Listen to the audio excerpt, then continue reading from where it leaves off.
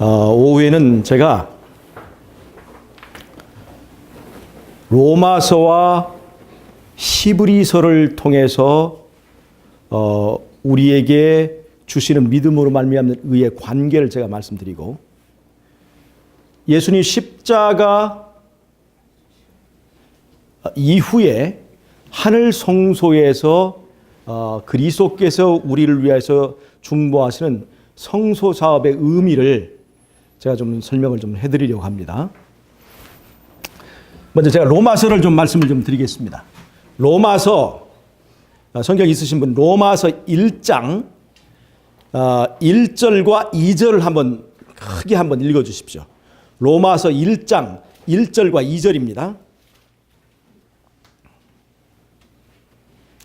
로마서 1장 1절과 2절입니다. 네, 크게 한번 읽어주세요.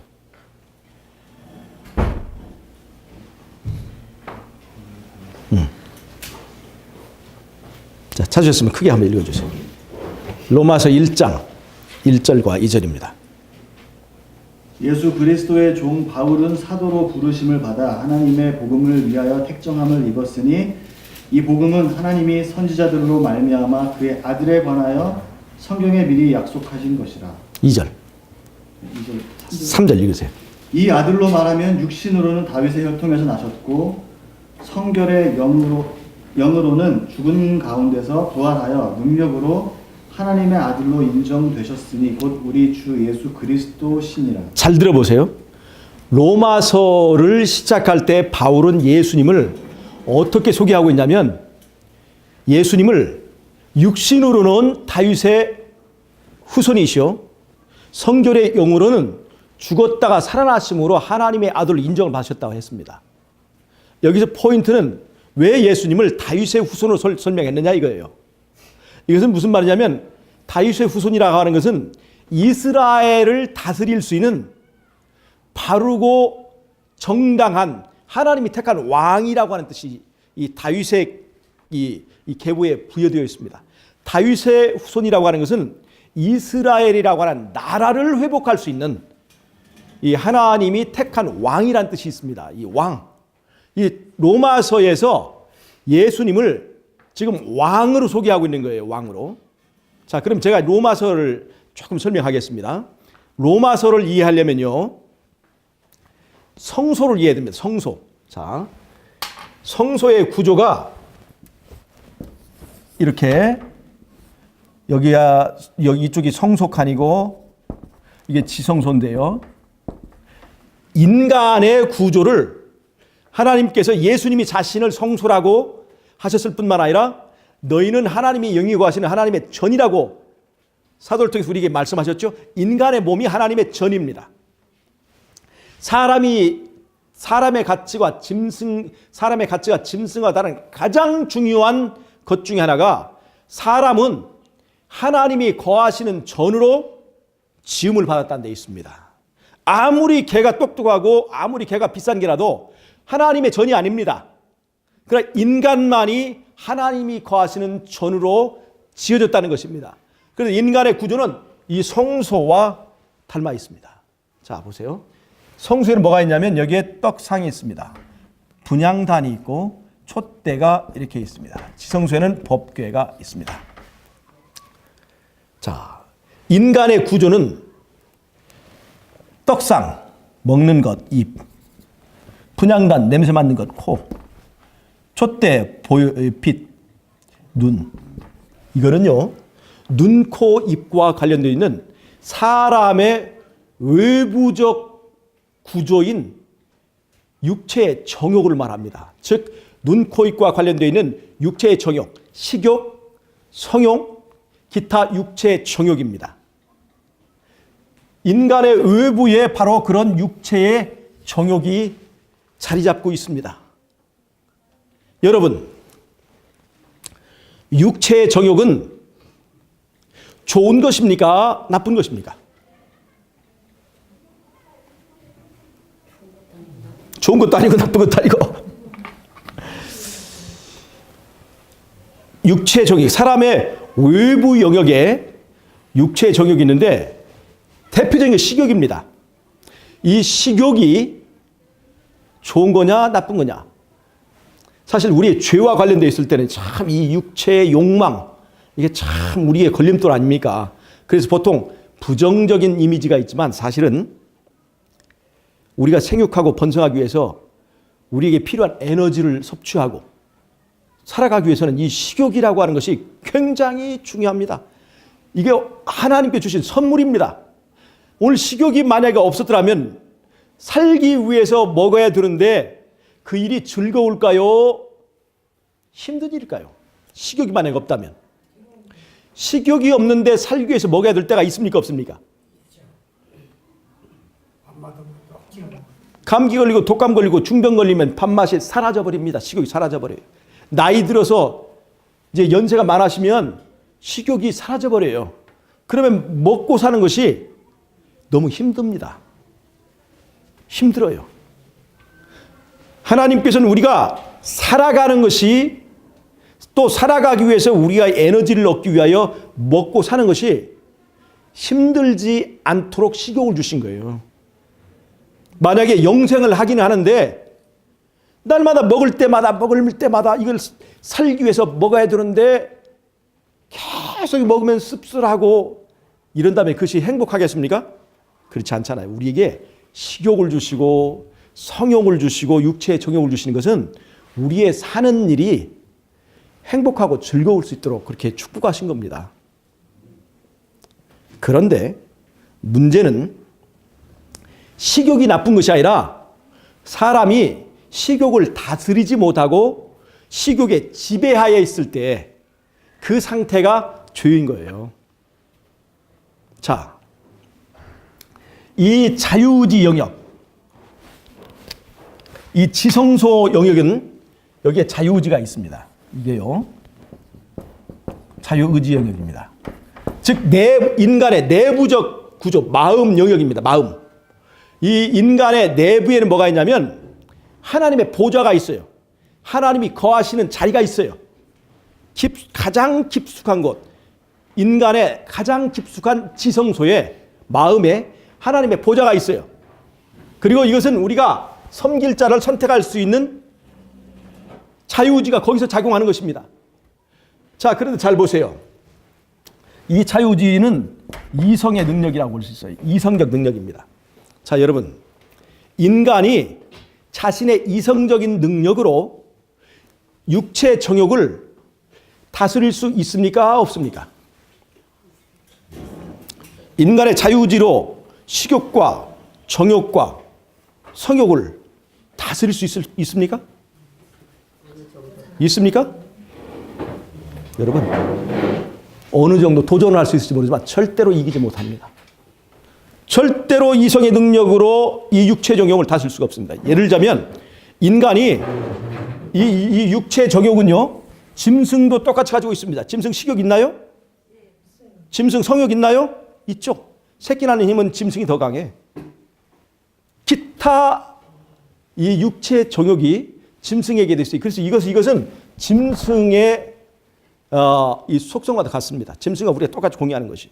그러니까 이 부분은 짐승에게 없죠. 그런데 인간의 힘으로 호랑이나 사자를 이길 수 없는 것처럼, 또 인간의 힘으로 코끼리의 힘을 이길 수가 없는 것처럼, 인간의 힘으로 공룡을 이길 수가 없는 것처럼, 인간의 이성의 힘으로는 육체의 정욕을 다스릴 수가 없습니다. 그런데 어떻게 인간은 이 자유의지의 인간은 육체의 정욕에 노예가 되지 않고 그들 위해서 주인 노릇을 할 수 있는가, 다스릴 수 있는가 하면, 여러분, 이 자유의지를 가지고 여기 이 마음의 이 보좌에 누구를 모시면 되냐면 예수님을 모시면 돼요. 예수님을 왕으로 모시면 그 예수님을 통해서 어디와 연결되냐면 하늘과 연결되게 되어 있습니다. 하늘과 연결되게 되어 있어요. 그래서 하늘의 능력이 함께하는 사람은 육체의 정욕을 다스릴 수 있게 됩니다. 여러분, 이걸 믿으십니까? 하늘과 연결된 사람, 즉 성령의 능력이 임하는 사람에게는 육체의 정욕을 다스릴 수 있는 힘이 있게 되는 거예요. 에덴 동산에 짐승들이 있었고 그 다음에 아담이 있었습니다. 아담이 힘으로 짐승들을 이길 수 있을까요? 없어요. 그러나 아담은 하나님이 그 안에 거하시는 전이기 때문에 아담에게 임하는 하나님 때문에 짐승들이 아담에게 복종했습니다. 그러나 아담이 하나님을 몰아내고 하나님의 능력이 떠날 때, 빛의 옷이 떠날 때 짐승들이 순종하지 않고 달려들기도 하고 무서워하기도 하고 떠나버렸잖아요. 여러분, 똑같은 원리입니다. 자, 이 자유의지는 그것으로 육체의 정욕을 다스리려고 하지 말고 이 자유의지를 가지고 뭘 하냐면 섬길 자를 선택하는 일을 해야 되는 거예요. 이 자유의지를 가지고 율법을 지키려고 하지 말고 이 자유의지를 가지고 예수님을 선택하는 일을 해야 된단 말이에요. 예수님을. 그래서 예수님을 이 지성소에다가 모시기만 하면 하늘의 능력이 이 육체 정욕을 다스릴 수 있게 해주는 거예요. 잘 보세요. 그런데 이것이 원래의 인간의 하나님께서 창조하실 때의 구조입니다. 자, 보세요. 우리 안에 있는 예수님을 뱀이, 사단이 몰아낼 수 있습니까? 사단이 예수님을 내 안에서 몰아낼 수 있어요? 몰아낼 수 없습니다. 예수님을 몰아낼 수 있는 힘을 가진, 권한을 가진 딱 한 사람이 있습니다. 그게 누굴까요? 그게 바로 나예요. 나만이 예수님을 몰아낼 수 있는 특권을 누가 주신 거예요? 예수님이 주신 거예요, 예수님이. 왜 그런 줄 아세요? 예수님과 우리의 관계가, 예수님은 아주 힘이 세고 우리는 아주 연약하잖아요. 근데 만약에 예수님께서 우리가 예수님을 거절할 수 있는 선택이 없고 그 권한이 없어버리면 예수님이 아무리 잘해줘도 우리는 예수님의 노예가 되는 거예요. 자발적인 관계가 되지 않기 때문에 예수님을 우리를 진정한 사랑의 파트너로 인정하시는 그 확실한 것이 뭐냐면 우리가 예수님을 몰아낼 수 있는 권한을 우리에게 주신 거예요. 우리에게 주신 거예요. 즉 예수님은 사랑의 하나님이시기 때문에 힘으로는 예수님을 이길 사람이 없어요. 그러나 딱 하나 나한테만 약하다는 것입니다. 예수님은 나한테만 약해요. 그래서 라오디게아 교회에서 예수님은 문 밖에서 문을 두드릴 뿐이지 강제로 문을 밀치고 들어가지 않습니다. 왜 그런 줄 아세요? 두드릴 힘이 없을까요? 부술 힘이 없을까요? 얼마든지 부수고 들어갈 수 있어요. 열면, 땡기면 열어집니다. 그러나 예수님 문을 두드리셔요. 누가 열어줘야 돼요? 내가 열어줘야 돼요. 예수님은 문을 열어줘서 예수님 들어오세요. 그러다가 내가 그만 나가달라고 하면 예수님은 꼼짝없이 쫓겨나시는 분이 바로 예수님이에요. 만약에 십자가에서 망치질을 사단이 했다면 예수님은 그것을 거절할 수가 있었습니다. 근데 왜 예수님은 십자가의 망치질을 피하지 않으셨는가? 십자가의 못 박힘을 피하지 않으셨는가? 누가 지금 찌르고 있기 때문에? 내가 찌르고 있기 때문에 예수님 피하지 않으셨어요. 예수님은 우리를 사랑하기 때문에 누구에게만 약하냐면 나한테만 약한 거예요. 예수님의 약점은 바로 나입니다. 인간인 거예요. 그래서 사단이 우리 안에서 예수님을 몰아내기 위하여 예수님의 약점인 누구를 유혹했을까요? 아담을 유혹한 겁니다. 그 아담의 약점은 또 누구예요? 하와요. 아담이 하와보다 힘이 약한 건 아니지만 그놈의 사랑 때문에 아담은 하와에게 약합니다. 그 지금도 그게 통하지 않습니까? 남자가 세계를 지배하지만 여자는 그 남자를 지배해버리잖아요. 사단은 그 약점을 약점의 고리를 올바르게 활용해서 예수님이 인간에게 약한 것을 알고 인간을 유혹하기 위하여 그 아담을 직접 공격하지 않고 하와를 공격해서 하와를 통해서 아담을 넘어뜨리고 아담의 선택으로 예수님이 쫓겨나게 만드셨어요. 그리고 뭐라고 한 줄 아십니까? 이 자리에 말이에요. 이 예수님의 자리에 누가 앉았겠습니까? 여기에 뱀이 앉았을까요? 뱀이 아니에요. 뱀이 아니에요. 이 자리에 누구를 앉혔냐? 나를 앉힌 거예요. 자, 사단이 이 뱀이 선악과를 따먹게 할 때 뭐라고 하냐면 네가 이것을 따먹으면 무엇같이 될 것이다? 하나님같이 될 거야. 못 먹겠다 이 말이죠. 다른 말로 하면 네가 이것을 따먹으면 무엇같이 될 수 있다? 너도 하나님이 될 수 있어. 즉 하나님의 자리에 앉을 수 있다고 이렇게 유혹을 한 거예요. 그래서 예수님을 쫓아내고 여기 나를 왕으로 앉혔습니다. 이 나가 있어야만이 예수님이 다시 들어오지 못하는 거예요. 예수님이. 그런데 이 자리에 앉아있는 나 중심적인 사람이 되었습니다. 내가 왕입니다. 모든 사건의 중심이 납니다. 그걸 우리가 흔히 말하는 자아가 형성된 거예요. 우리가 극복해야 될 자아의 문제입니다. 그러면 이 자아의 문제가 어떤 문제인지 보세요. 예수님의 자리에 나가 딱 왕노릇하면서 하늘과 연결이 끊어졌습니다. 빛의 옷이 사라졌어요. 하늘과 연결이 끊어졌어요. 성령의 능력이 이제 나의 능력이 아닙니다. 그래서 내 힘으로 육체의 정욕을 다스리고 왕노로 살려보니까 육체의 정욕을 다스릴 수 있습니까? 없습니까? 다스리지 못하고 육체의 정욕의 노예가 되었습니다. 즉 하나님의 자리에 나가 앉는 다음에 첫째, 인간은 육체의 정욕의 노예가 됐습니다. 정욕의 노예. 두 번째, 내가 여기 있는 동안 하늘과의 관계가 끊었을 때는 나를 지배하는 것은 누굴까? 실제로 여기에 있는 것은 허수아비고 실제로 나를 지배하는 것은 뱀입니다. 이 중심에 왕을 나를 시켜놓고 나를 실제로 지배하는 것은 뭐예요? 사단이에요. 뱀이에요. 자, 이 뱀이 나를 지배할 때 나는 정욕의 노예입니다.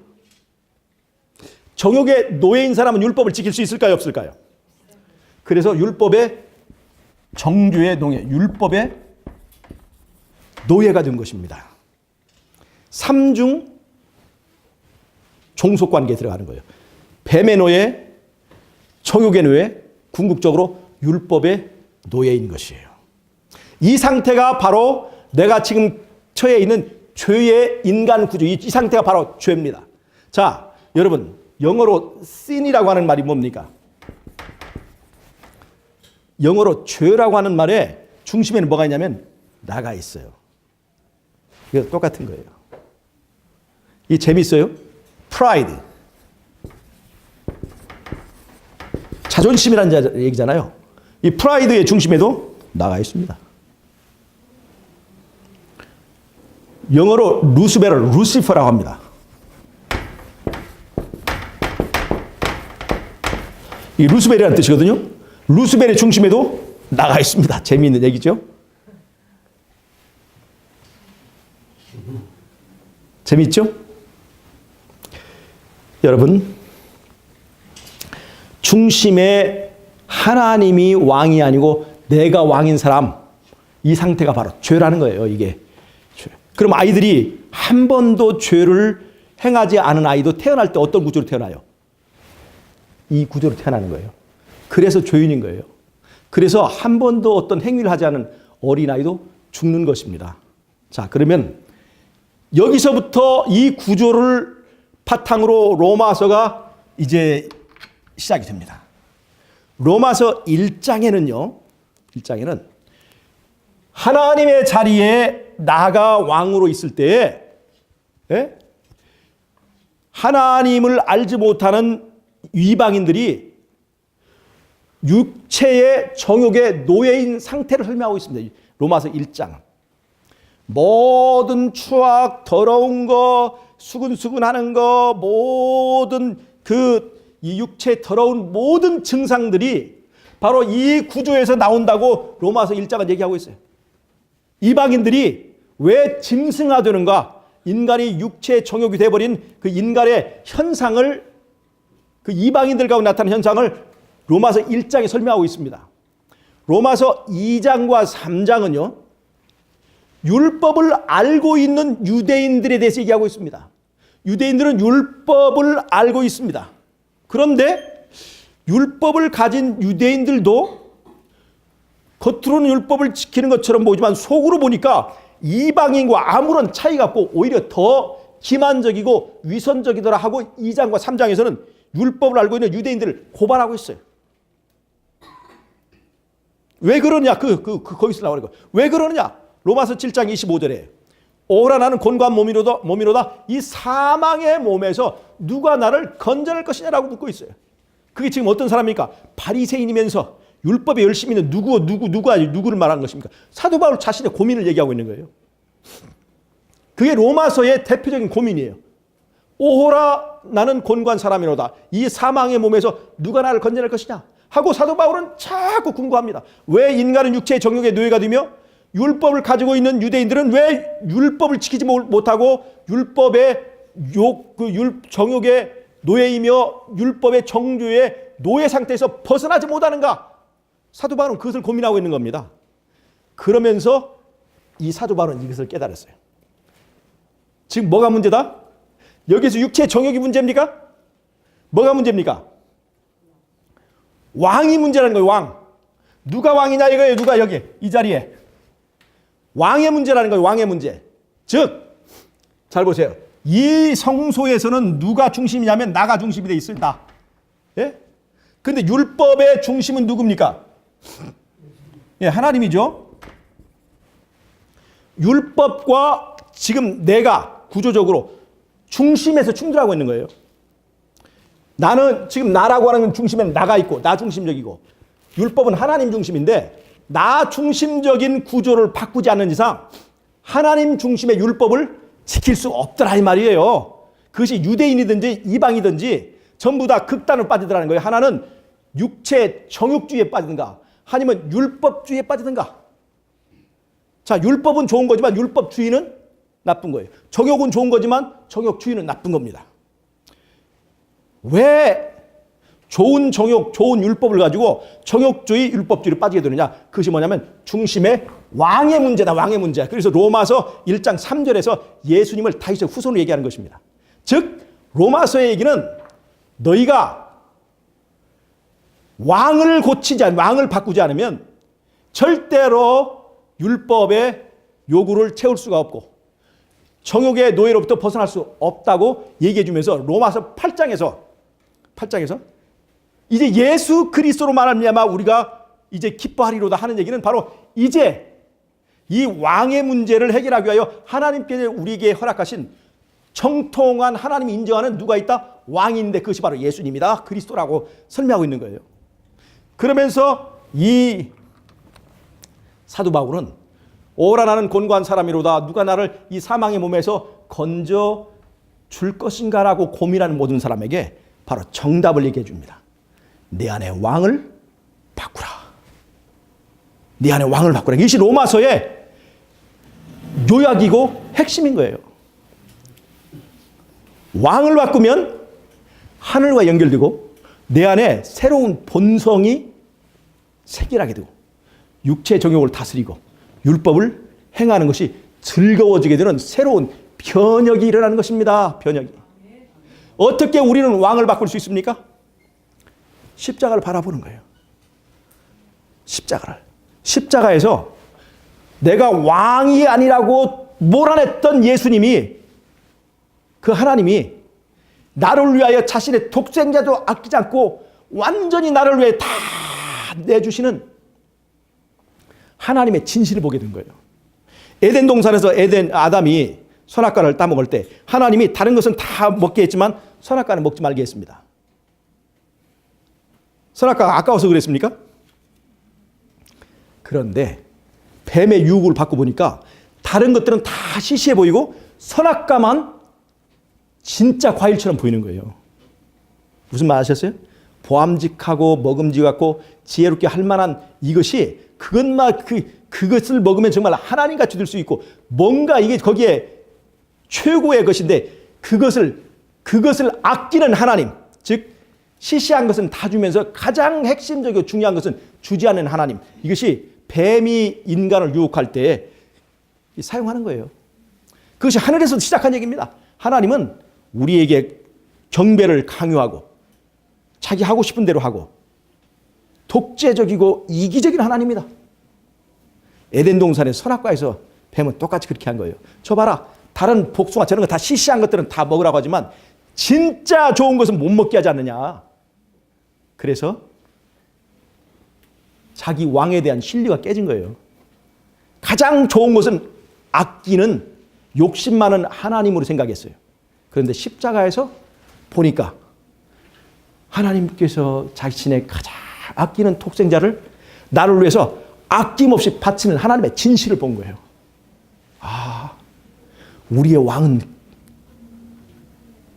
왕은 나를 위하여 죽으시는 왕이구나. 나를 위해서 다 주시는 하나님이 왕이구나 하는 걸 생각한 다음에 이 죄인이 그 십자가 앞에서 무릎 꿇습니다. 그리고 그 십자가의 사랑에 이 자아가 죽습니다. 이 자아는요, 사랑이 아니면 절대로 죽지 않습니다. 자아는 이 세상에 어떤 힘으로도 죽지 않아요. 여러분 그거 알죠? 우리가 침례받고 얼마나 신앙했어도 이 자아가 죽지 않죠. 이 자아는 어떠한 종교, 어떠한 힘으로도 절대 죽지 않습니다. 그래서 우리 문제가 힘든 거예요. 어디서만 죽느냐? 십자가 안에서 나오는 사랑의 능력에 의해서만 죽어요. 자, 여자가 자신의 순결과 자신의 모든 것들을 고이 간직했다가 누구에게만 모든 걸 다 줘요? 사랑하는 남자에게만 다 주는 거예요. 사랑이 그 일을 가능하게 하는 거예요. 인간은 여자와 같습니다. 내가 예수님의 사랑을 깨닫게 될 때 그분 앞에 내 모든 것을 다 주는 거예요. 사랑이 기적을 만들어냅니다. 십자가의 사랑이. 그래서 우리가 왜 변화되지 않는가? 이유는 딱 하나밖에 없어요. 십자가를 바라보지 않아서 그래요. 십자가를 바라봤는데도 안 변합니다. 바라봐야 할 만큼 안 바라봤기 때문에 그래요. 십자가에서 여러분 잘 보세요. 이게 진짜로 확실합니다. 십자가를 바라봤는데도 변하지 않으면 그건 못 고쳐요. 그건 절대로 안 됩니다. 십자가를 내가 바라볼 만큼 바라봤는가? 십자가에 정말 하나님의 진실을 내가 보았는가? 그걸 우리가 봐야 돼요. 바라본다는 의미가 확실합니다.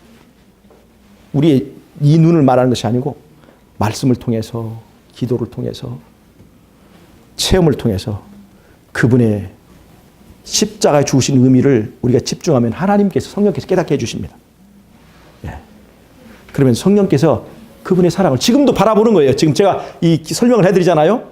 이런 걸 통해서 우리의 시선이 십자가로 향하고 십자가를 통해서 하나님께 주시는 속삭임을 듣는 거예요. 내가 너를 사랑해. 내가 너를 사랑한다. 나는 너한테만 약하거든. 네가 쫓아나면 나갈 수 있지만 나는 너와 함께 있고 싶어. 이런 나에게만 들리는 소리를 들어야 돼요. 이게 제가 들리는 소리가 아니라 나만 알아들을 수 있는 소리를 들어야 된단 말이에요. 그 소리를 들어야 돼요. 내 개인적으로 부르는 이름을 들어야 돼요. 예수님은 수많은 사람을 사랑하는 게 아니라 너를 사랑해 하는 그 음성을 들으면 내가 이 십자가의 사랑의 힘으로 이 자아가 죽습니다. 자아가 죽으면 그 자리에 부활의 예수님이 왕으로 부활하셔요. 그러면 내 안에 새로운 나라가 생깁니다. 왕이 바뀌어지면서 새로운 나라가 생기는 거예요. 이것이 거듭남이에요. 로마서가 말하는 겁니다. 자, 그러면 이제 여러분 히브리서는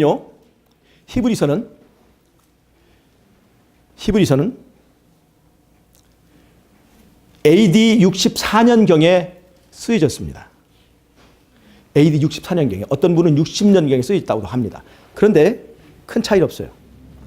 AD 64년에서 몇 년 있으면 어떤 사건이냐면 AD 70년에 예루살렘이 멸망하는 사건이 있어요.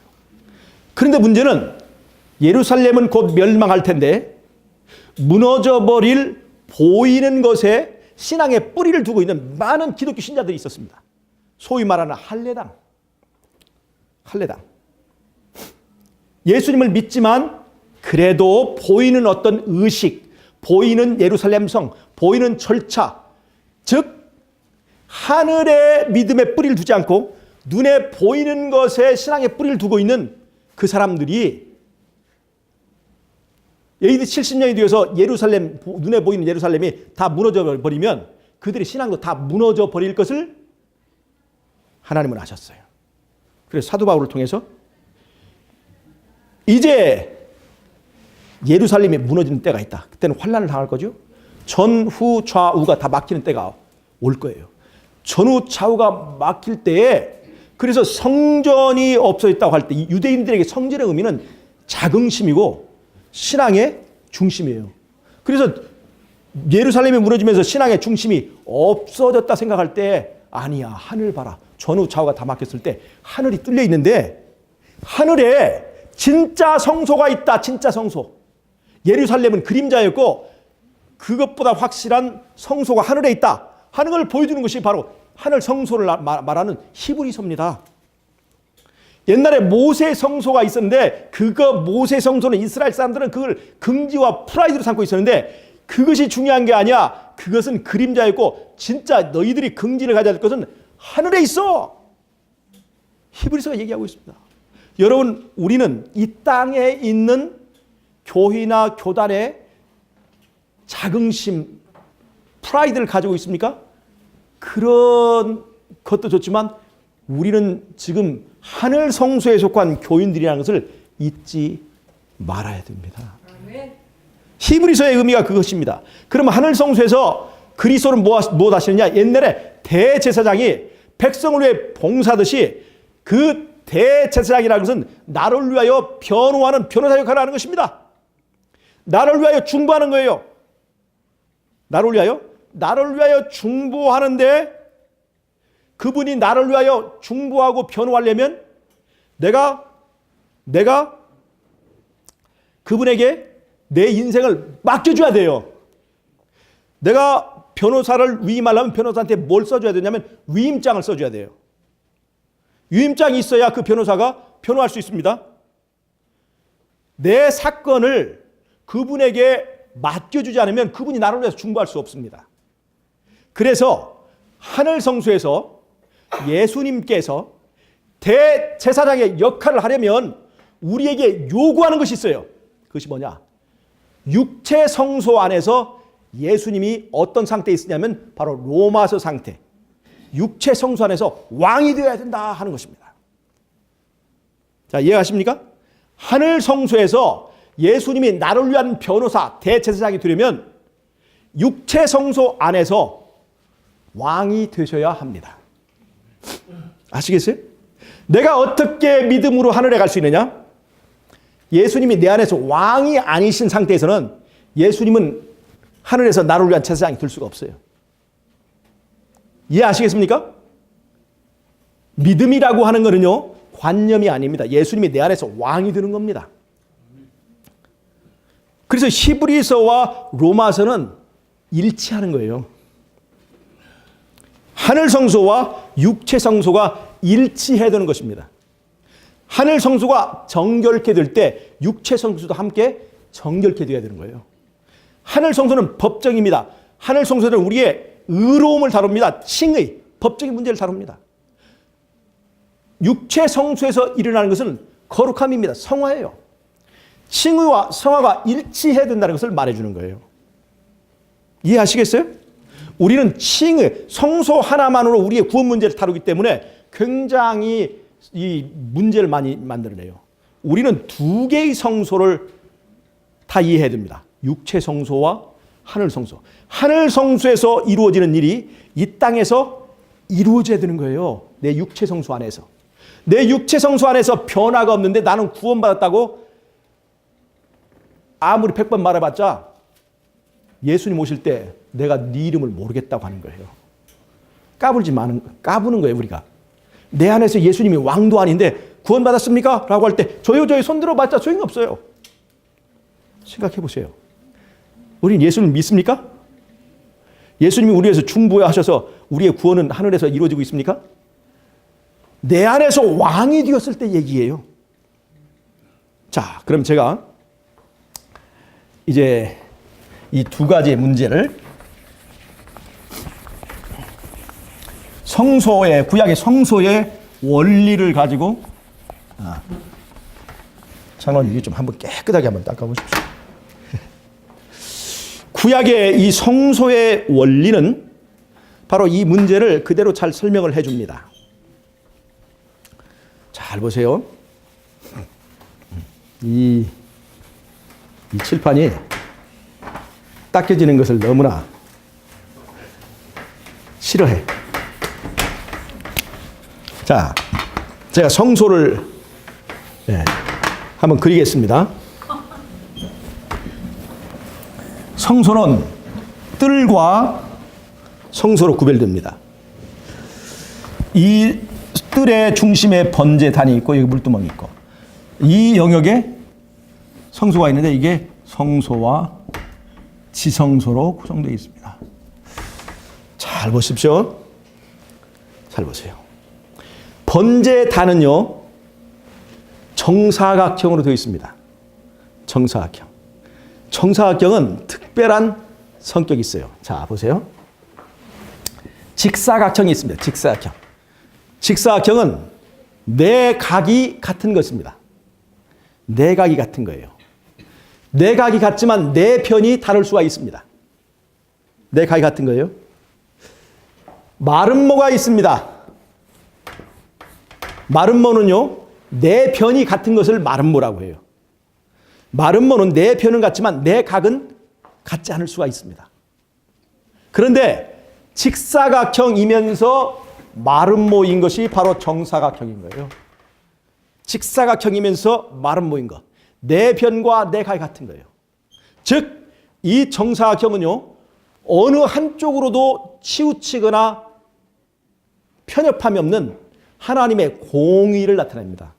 율법을 나타내요. 하나님의 율법은 흠이 없어요. 잘 보세요. 정사각형에서 한 변만 1cm만 줄어들어도 이미 그것은 정사각형이 아니에요. 다 틀어져 버립니다. 정사각형에서 각의 1도만 딱 차이가 나도 그 다 정사각형은 아닌 거예요. 무슨 말 아시겠습니까? 변이든지 각이든지 조금도 흠이 생기면 안 되는 것이 바로 정사각형이에요. 이거는 치우침 없는 하나님의 공의를 나타냅니다. 율법의 공의예요. 자, 율법이 요구하죠. 죄인을 어떻게 된다고? 죄값을 치러야 된다고 요구를 하고 있어요. 그래서 죄인 죽을 수밖에 없는 죄인을 위해서 죄인 모두를 위하여 값을 치를 수 있는 제물이 필요한데 이 제물이 바로 이 번제단에 놓여지는 양입니다. 번제단에 있는 양이에요. 율법의 요구를 채워주는 것입니다. 그 양은 흠이 있어야 될까요? 없을까요? 율법이 흠이 없기 때문에 흠 없는 율법의 요구를 채우기 위해서는 흠 없는 제물이 놓여져야 되는 거예요. 이 양이 번제단 위에 놓여져서 제물이 됩니다. 그럴 때 어떤 것이냐면 여기에 양이 살이 있고 피가 있고 향이 나오고 빛이 나와요. 그래서 이 제사에서 살과 피와 향과 빛이 있습니다. 이게 제물의 구성 요소예요. 그러면 잘 보세요. 이 번제단의 역사적 의미는 역사적 사건은 어디냐면 십자가 사건입니다. 십자가에서 예수님이 죽으심으로 이 번제단의 제사를 이루신 겁니다. 그런데 예수님께서 죽으신 것으로 끝나지 않고 십자가에서 끝나지 않고 예수님의 공로를 기반으로 속죄의 제사를 중보를 하는 것이 어디냐면 하늘 성소에 우리가 히브리서에서 말한 이 하늘 성소의 과정입니다. 여기서 예수님은 대제사장이 되는 거예요. 그런데 잘 보세요. 이 번제 제사에서 여기에 살은 여기에 성소의 떡상으로 와 있습니다. 여기에 피는 분향단 뿔에 발라져 있습니다. 분향단의 향은 여기서 향기는 분향단의 향으로 있어요. 그 다음에 이 빛은요. 제사 드릴 때 나타난 빛은요. 여기 촛대로 나와 있습니다. 그러니까 성소와 지성소의 구조 중에서 성소 칸에 있는 것들은 바로 이 제사 드릴 때 이 제물의 요소가 여기에 나열되어 있는 거예요. 나열되어 있어요. 자, 이해하시겠어요? 그 다음에 이 번제단은 정사각형이라고 그랬죠? 이 정사각형의 의미는 뭐라고 그랬습니까? 공이고 율법이라고 그랬죠? 근데 이쪽 칸에도 정사각형이 있습니다. 제가 이렇게 그랬지만 이 지성소 칸이 정사각형입니다. 지성소 칸이 정사각형이에요. 아시겠어요? 그리고 이 지성소 안에 뭐가 있어요? 율법이 있는 거예요. 율법. 자, 그러면 뭔가 감이 잡히십니까? 이 제물의 요소는 성소 안에 놓여졌고 번제단의 이 정사각형은 지성소에 그대로 있는 걸 알 수가 있죠. 즉 번제단에 있는 모든 것이 여기에 그대로 다 있는 거예요. 단을 말하는 지성소와 제물을 말하는 성소가 그대로 바뀌어진 거 알 수 있죠. 여기는 십자가, 이 땅에서 이런 사건인데 그 십자가의 공로를 하늘 성소에 가서 나열해 놓고 하나님 앞에서 우리 죄를 중보하는 겁니다. 어떻게? 십자가에서 누구를 위해 죽으셨어요? 몇 사람을 죽었습니까? 구원받을 사람만을 위해 죽었습니까? 구원받지 못할 사람까지 모든 사람을 위하여 예수님이 값을 치렀습니다. 그 공로, 바로 이 살과 피와 이제 그 분향단의 향과 촛대는 예수님의 공로입니다. 우리 모든 사람을 구원하고도 남는 값을 치렀습니다. 이 구원하고도 남는 예수님의 공로를 근거로 예수님을 개인의 구주로 영접하는 사람들에게 이 공로를 적용해 달라고 하나님 앞에 재판을 청구하는 것이에요. 이 근거를 가지고. 왜냐하면 인간의 구원의 최종 단계는 법적인 선고가 있어야 돼요. 법적인 선고가 내려져야 되는 거예요. 그 법적인 선고가 있어야 합법적인 구원이 되는 거예요.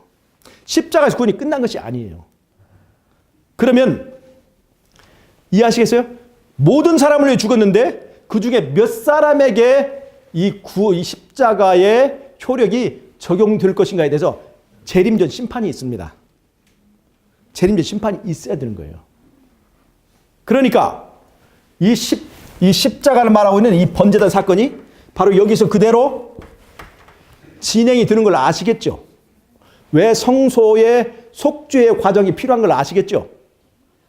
십자가의 공로를 근거하, 그건 모든 사람을 위해 제공된 것이니까 모든 사람을 위하여 제공된 그리스도의 공로를 바탕으로 예수님을 개인의 구주로 영접한 사람에게 이 공로를 적용해서 그 사람을 부활해달라고, 그 사람을 구원해달라고 하는 재판을 요청해서 그 사람을 법적으로 부활에 합당한 자, 구원에 합당한 자라고 하는 선고를 내려달라는 재판을 하는데 그것이 바로 대속죄일 날.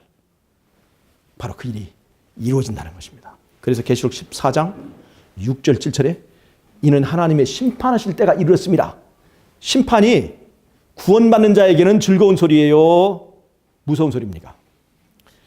이제 드디어 법적으로 완전하게 하나님의 백성으로 인정받는 것이니까 그건 복음인 것이에요. 예수를 영접한 사람에게는 성소봉사가 필요합니까? 안 합니까?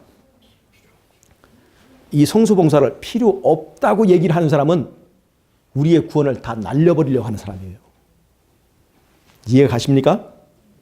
이런 성소의 원리를 이해한다면 절대로 십자가에서 이 번제단에서 이 절차가 끝나지 않는다는 구약 성소제도의 교훈을 우리가 알아야 됩니다.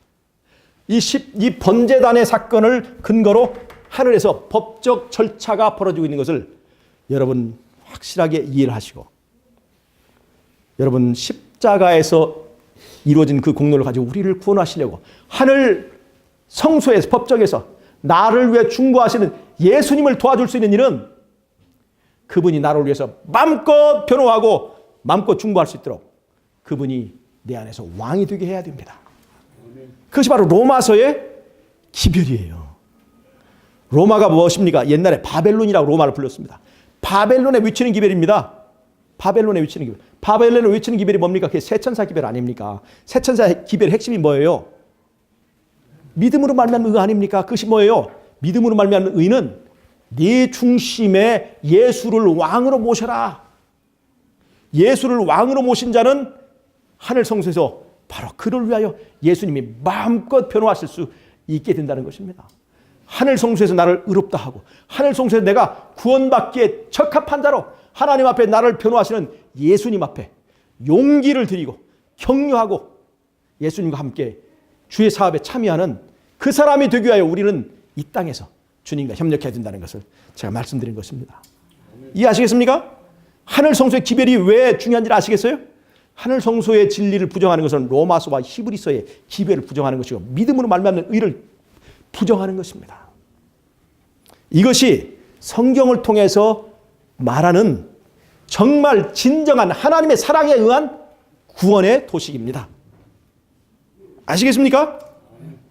이러한 성경의 확실한 믿음으로 말미암는 의를 이해하고 주님께서 주시는 구원을 값없이 받아서 누리시는 저 여러분이 되시기를 바라면서 오늘 공부를 마치도록 하겠습니다.